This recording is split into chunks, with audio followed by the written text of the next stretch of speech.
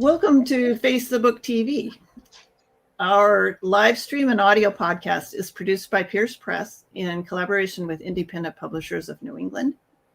And you'll find the show on YouTube and on all your favorite audio podcast apps. With a focus on the publishing process, Face the Book TV gives voice to the diverse and growing community of independent publishers and authors. Okay, we need to have muted. Sorry. With a focus on the publishing process, Face the Book TV gives voice to the diverse and growing community of independent publishers and authors.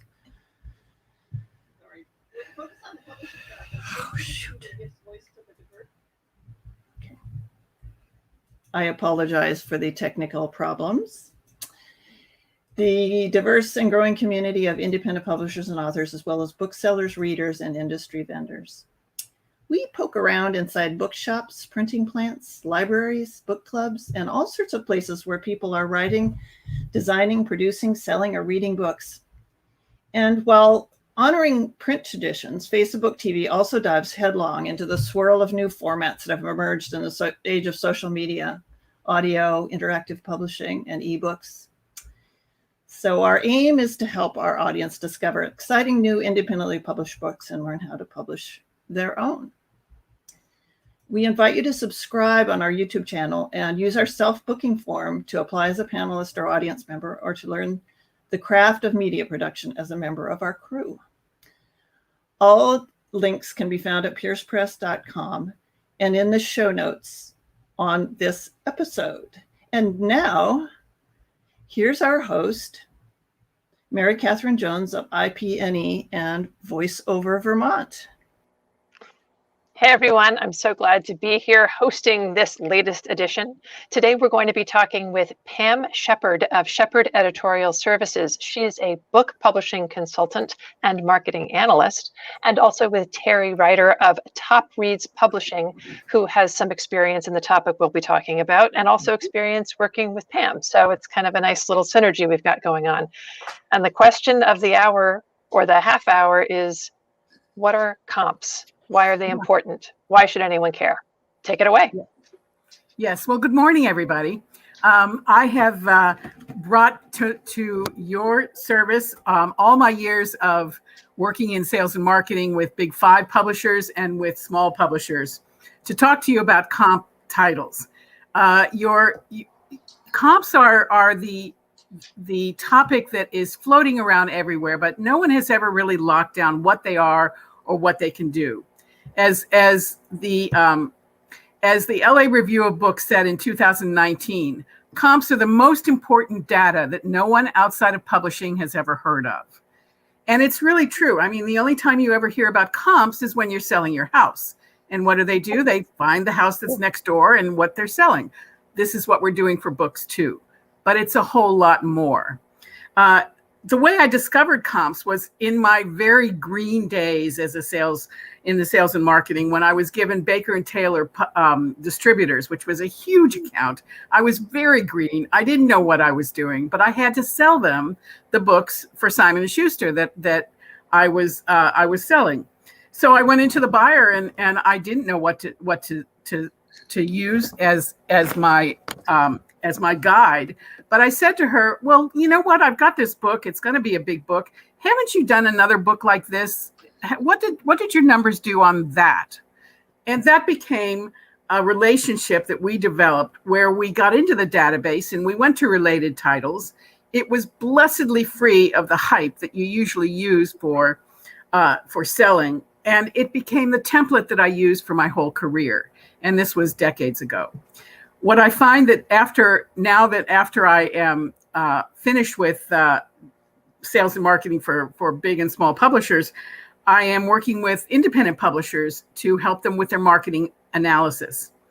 It is the portion of your work on the individual books that helps you decide what your audience is.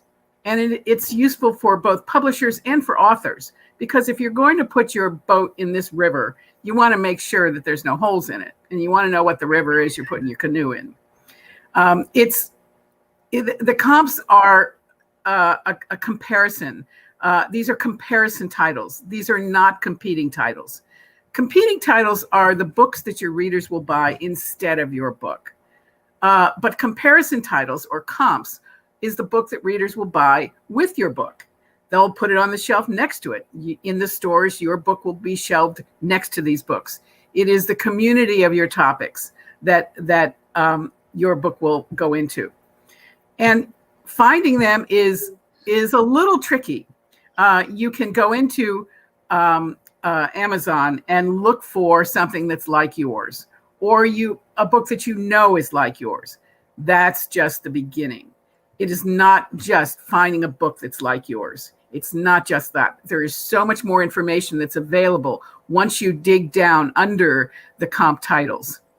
And the strategies for using the comps is that, number one, a comparative title that you find with yours will help you identify your shared audience. And that is the audience that is most likely to buy your book. It will also anchor your book into a category at Amazon that will draw the search for books like that. And you have to admit that Amazon has become the search engine of choice, especially for books. So you go into Amazon, you've got to play their game, because the data is the name of everything in Amazon. So when you discover a comparative title, you can dig down under that title and find categories. You can find keywords. You can look at the genre conventions for cover and for description and for pricing. You can find all kinds of measures that put your title into the same company with this other successful book. Now, comps have a different function depending on who you are.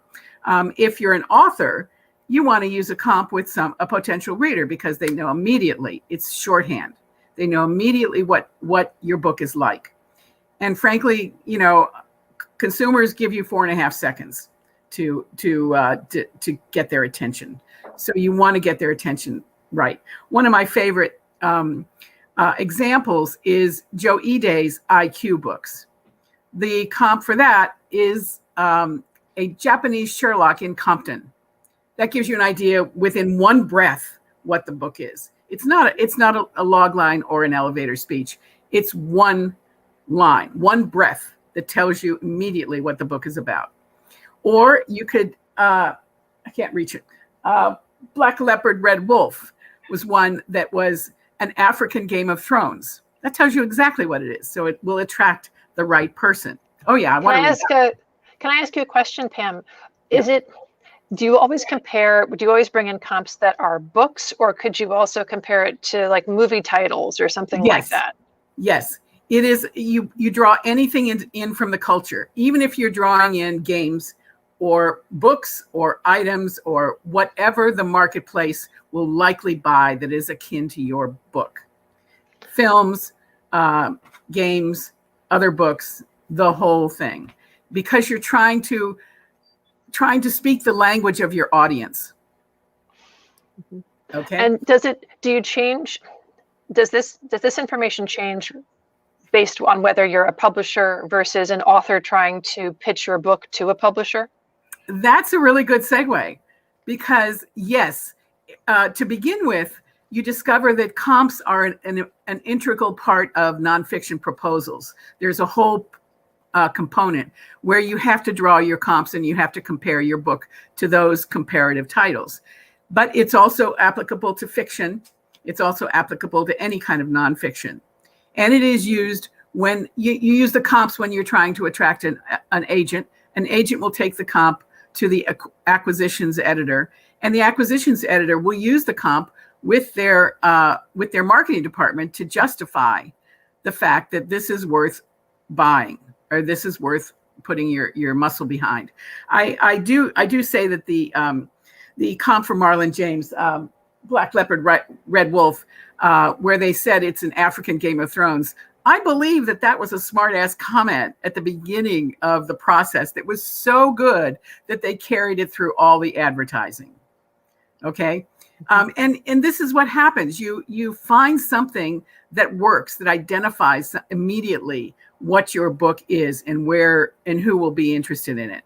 That's great. And Now I know you, we've got Teri here, and did you all have experience working together in this particular way? yeah, We did. I met Teri when I gave a comp presentation to the publishers and writers of San Diego. And Teri came up to me and she said, I need to talk to you. Yeah, exactly. Well, so Teri. why did you need, what did she say that made you want to talk to her? Comps, you have to do them right, and it takes a lot of research. So I would spend hours trying to find the comps, and without any training or background of how to find comps. I was just kind of, feeling my way through it. And I knew that keywords were important. I knew that the categories were important, but I never really had dug into what comps were. But I knew that I had been asked by my distributor, hey, what are the comps? So I would dig into Amazon and look for books that were like mine. But the tendency is to go to the best sellers. So, we all want to be compared to the top sellers by the top publishers. And that's not necessarily what we want to do. We want to, and Pam taught me this, we want to dig into books that are like ours, that still have decent sales, but they may be drilled down a bit more rather than a general topic. And that's what Pam has enlightened me with. And one of the quick taglines she came up for one of my books, which I thought was brilliant, is I publish several spirituality and self-help books. And she came up with the tagline of "Not Your Mother's Self-Help Book." And that stuck. And we used that in our marketing, and it was very successful. So I knew I needed an expert because I was spending way too much time trying to figure out comps that were adequate, but not really drilled down in the way that Pam knows how to do. Well, the funny thing is about that is that, I've been selling for over 30 years, and I didn't realize the instincts I was developing at the time. Mm-hmm. And then I realized that, writers can write 70,000 words, but they can't write 15. And having 1,000 books a season to sell, and usually no more than 4 or 5 hours to sell it, I learned how to reduce things immediately and reduce and reduce and reduce. And frankly, that's all I know how to do. I'm terrified of writing 1,000 words, but it makes me a good partner. And the roadware of trying to figure out how to get a book across in less than 30 seconds is exactly the tool that someone like Teri needs to get her book across in every step of the way, into the distributor, into the catalog, into the consumer point of view, into the Amazon description. And what I do with the comps is that, I find a comp and then I drill down. I drill down to see what their categories are. I go into the category bestseller list and look for more, and I drill down into those. And simply the instincts of connecting what works for the book and what I think a book buyer will respond to is where the secret sauce comes in.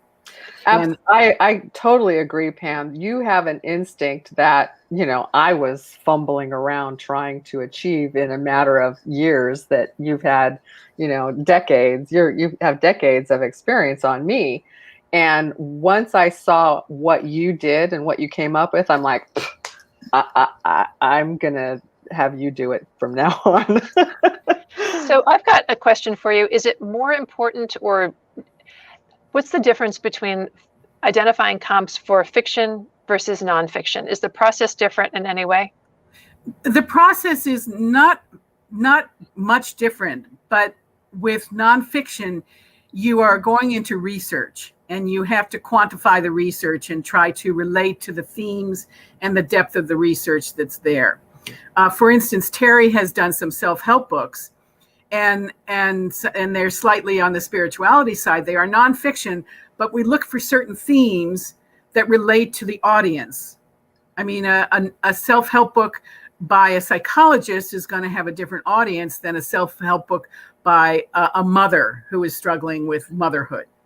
So you need to, it takes a full read of the books many times. And then you dig around to see, okay, what are the themes that are coming through that will relate to that team or that channel of interest. And you sort through them. The comps are used through just about everything. If you look into the descriptions on Amazon, you will find that many of those descriptions use a comp, and they use many different kinds. They say, this is for fans of so-and-so. Mm-hmm. Right. This is a little touch of this author and a little touch of that author. Or this book looks just like Harry Potter, except it's with college students. So it's like college students go to Hogwarts. So how do you mentioned at the beginning of this the difference between competition versus complementary, but I'm not sure that I really understood what that difference is and why that's important to determine. Okay, one of my clients has just published a book. It just released this week, and it's up against a book that's doing extremely well on Amazon. It's from a traditional publisher. Excuse me. And the relationship is unmistakable. But what we do is that we look at the comp and we find out what's different about my client's book. Yeah. And we promote that. So we have the book that's a bestseller is just a la romance. And this is a book with a different depth. So even if it could be considered competition from a sales standpoint from the author or the publisher, as far as a marketing standpoint, you're always going to be pushing this as complementary. Yes. Got it. Similar but better. Yes. And I think that's the way to look at it. And when you do a nonfiction proposal and you get into that component of comps, that's exactly what you're trying to do. You're trying to sell your book as similar to this book that has sold on the marketplace, but mine's better, or mine's different, or mine brings something new to the table. And so what about that? What about if you have written a book, for example, a year ago, you've got a book on COVID-19. There's nothing else out there. I mean, how do you market something that does not really have a comp? I would say that you look at what the culture is paying attention to right now. I have another client who has done a book on COVID. And what is different about hers, it is that she did interviews while it was happening. Right. He is not looking at COVID from July of 2021. She has interviews from January, February, March of 2020. That makes it distinctly different than what other COVID books are out there. And so you push with the strength. You present it with the strength. You say, yes, this is about a topic that everybody's reading, but this one brings something different and better. That makes sense. Yeah. That makes sense. So but I'm also, see... when the thing is, you can do a comp report when you're in first draft. You don't have to wait until it's all done. You don't, in first draft, you want to try to orient your book where it's going to go. And that gives you more time to research the marketplace and to see what's working, and to sometimes to put in your book what will work even better. Can I add to that? I'd like to say that once I started working with Pam, I do the comp report first, once I have a draft manuscript. And one of the reasons that I do that is because she does comps for cover design too. And this is another specialty of hers. She has a real eye for design. And so when because this is something I used to do as I designed covers anyway, I would go and I would look at all the covers in the genre. I'd make sure that my covers were on point and current in their design. But she brings those covers to me. So with her comp report, she brings me ideas of other books in the category that I'm the genre that I'm producing this book in. And so it's another time-saving device is the comp report. So Yeah. I think that's just a really copy and important paste. fact. Yeah, I copy and paste a pile of covers of the same genre in there, and it's just a survey. It's just a page of covers, and it's a survey, and we go from there. Because you find so many details for your book just from finding the comp and digging down underneath. You find category, you find keywords, you find in the consumer reviews, you find what people like about the book, which you really play with, and you also find what they don't like about the book. So Teri, how has working with Pam changed the way that you approach a particular title? I mean, can you talk a little bit about that process from idea to whether you decide to publish it, and how that's changed by working with Pam? I actually will run manuscripts by Pam before I will sign an author now. And I ask her if she can sell it. Say, is this a title you can sell? Or is this a title that I can sell? What do you think? And she'll give me her honest opinion. And, I go with my gut a lot of times, and I go with my heart for what books to publish. And she gives me a different perspective on how it will sell. So since I've been working with Pam, my reports that I submit to my distributor, which they require those reports, they require comps to put the book into their catalog. And I know that I've done all of my research to probably a better level than a lot of publishers. I consider Pam kind of my secret weapon, because she makes me shine when I promote my books to my distributor, who then promotes it to their sales force so they can go out and sell it. And I know that the data she gives me kind of a leg up. Well, thank you. Wonderful. Teri. Okay, so we've got about 8 minutes left, and I want to pivot over to questions that we've got coming in here. Okay. So we have a question from, I believe it's an author, who says, I often tell my people that my books are Bruce Willis meets Danielle Steele on steroids. Can I put that in print? I guess maybe on the back of a jacket or something. Amazon has certain guidelines that you cannot use such things in the title or subtitle.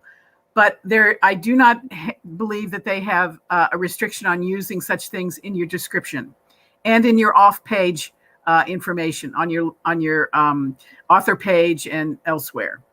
It doesn't hurt to take a look at the fair use restrictions so that you know that you're on the right side of copyright. But mentioning another book or mentioning another author is certainly allowed. And that's a good question, though. I think that's a great question. So, and this is one maybe for you, Teri. Is it okay to do my own comp research? Is it necessary to hire a professional? Well, what I found was I thought I was doing a really good job with my comps. And so I actually found it interesting to do myself before I met Pam. And I would say it's fine to do your own comps, but if you want a different perspective, I would hire someone like Pam just to get that other take on, what she feels is marketable. So we can do comps about what our book is about and all of that, but is it marketable? And how do you make it more marketable or appeal to the book buyers in a language that they understand? So that's kind of the difference. Okay, so here's a question for you, Pam. What is the relationship between comp titles and keywords and all of that? I know that you mentioned that before, but can you be more specific in how having a comprehensive comp report can That's a help great with that? question. First of all, I'll say that keywords are important for adding to your descriptions all the things that measure in the data for Amazon. It's a data dance. So you want to make sure that you get the right components into your description so that Amazon will compile them and make sure that your content is valid and has strength. It does strengthen your search engine optimization. You find the comp report, and then you find the comps, and then you look at the keywords that comp uses, and you look at a range of them. I have in my report, I pull descriptions and I highlight the keywords, and then I provide a list of those keywords that Teri can choose from to put in her descriptions. And at the same time, it's very important not to bloat your description with keywords. You want to put them in effectively, and you actually can put them in into the title and subtitle. I had a book that was called French Roll. What is that, French Roll? And the subtitle was something about an adventure across the French Riviera, love, life, and roller skating across the French Riviera. So the subtitle gave you the life, the love, the roller skating, and the location, the French Riviera. In addition, the cover conventions had all the right pieces. It had the blue sky with the puffy clouds. It had the boats in the harbor. It had the nice looking guy with the roller skates over his shoulder. So it is a combination. Now, like I said, the keywords go into your description, but it also can go into your subtitle and your title. Absolutely, yeah. So we've got another question wanting to break down with a very specific definition, which I realize we didn't really start with. I think we've presumed a little bit of knowledge from the audience of what exactly is the definition of a comp title. I need to make a slide on that. That's a very good question. A comp title is a comparison with a successful book that addresses a similar audience, so that you can go into that community and attract the people who will be interested in your book and will likely buy it. And here's something that we've discovered. Many times in marketing, you feel like you should go wide, but that doesn't work, because when you go wide, you get only a small portion of it that is interested. Why not go to that small portion, and you will get a better ratio of those who buy or who dig into your description? Because the ratio of people who buy when you go wide is not as good as when you go narrow, when you go directly to the audience that wants your kind of book. Yeah. It's like, if you're doing a historical novel, do you go to historical novel wide, or do you go to historical novel Ireland? You go to historical novel Ireland, and you get a better ratio of people who will push that button, because conversion to buying is one of the real hot topics right now. That's great. Well, you guys, thank you so much. This has been a wonderful conversation. Thank you. And Charlotte, I don't know if you're coming in, or am I asking the question that is on the screen? I don't mind coming in. We're all friends here. I learned so much from you all, and Teri, the application for the individual publisher or the independent publisher is very, very well taken. What I like to do as producer is ask all my guests what they feel is the future of book publishing, and we have about 0 minutes. But if you have a thought about it, either Mary Catherine or the two, Teri or Pam. Teri, go ahead.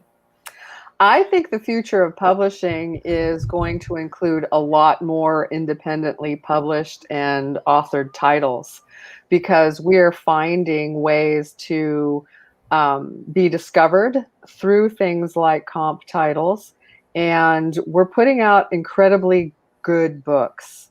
And there are associations like IBPA, the Independent Book Publishers Association, whose main focus is to educate authors and publishers for how to produce a professionally published book. So the tools are there, and the independent authors and publishers are using them, and our books are really great, and we're learning how to make them discoverable. Pam, the future?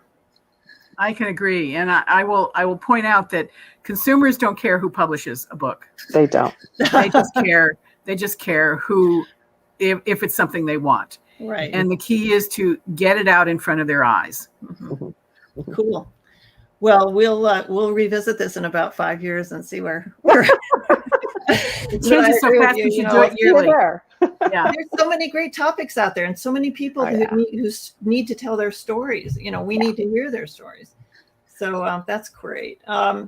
We wanted to encourage people to use our hashtags on social media, and then we get gifts or swag from our guests, and we distribute that out to people who use. We'll stalk you on with those hashtags. And I'd like to acknowledge our crew. Mary Catherine, thank you for stepping in. You did a fabulous job. And I'd like to highlight your business, Voiceover Vermont, which is a audio book and production company. Am I correct? What's your elevator speech? The future of book publishing is audio. I love it. Yeah. Brilliant. Brilliant. You got it. And then, so I'm Charlotte Pierce Press. We're the production, and I'm also a board member of Independent Publishers of New England, which is a IBPA affiliate. And Samara, thank you so much for being in the background and making things run smoothly. I really appreciate that. I'd like to highlight some upcoming episodes we're going to do. I was trying to make it sound like Fantastic Beasts and how to find them, but I couldn't make it work. Fantastic book covers, how to leverage book events, how to get involved, make the most of it, get those sales, publishing poetry, which is a whole different ball of wax. From what I hear, I don't publish poetry, but we have some experts who do. And then social media for the rest of us, which is a perennially needed topic, and converting to ebooks and many more topics like that. Piercepress.com is where you'll find all the archives and upcoming episodes. We do a blog post, so we put the link to the upcoming episode, and we really appreciate it if you subscribe and share those. It makes us very happy, and it makes us be able to carry on. And Voiceover Vermont, the future of publishing. Thank you all very much. Thank you, Charlotte. Thank you, Mary Catherine. Yeah, I think it's And to thank be you, Teri. continued. Thank you very much. This was Thank you, fun. guys. Take care. Bye.